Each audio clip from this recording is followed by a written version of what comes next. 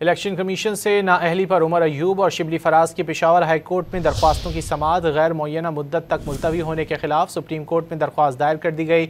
मजीद जानेंगे don news के नुमाइंदे उमर बर्नी से। उमर, बताइएगा दरख्वास्त में मौक़िफ़ क्या अपनाया गया?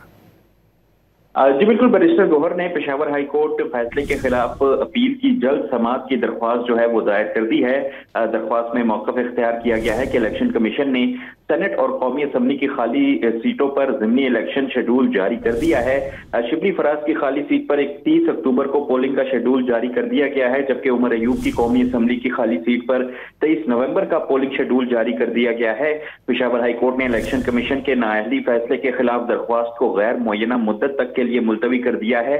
दरख्वास्त में इस्तदा की गई है कि पेशावर हाई कोर्ट का फैसले के खिलाफ अपील को 13 अक्टूबर के अदालती हफ्ते में समाअत के लिए मुकर्रर किया जाए। अपील समाअत के लिए मुकर्रर नहीं होती तो गैर मौसर हो जाएगी। जी बहुत शुक्रिया उमर बर्नी इन तफसीलात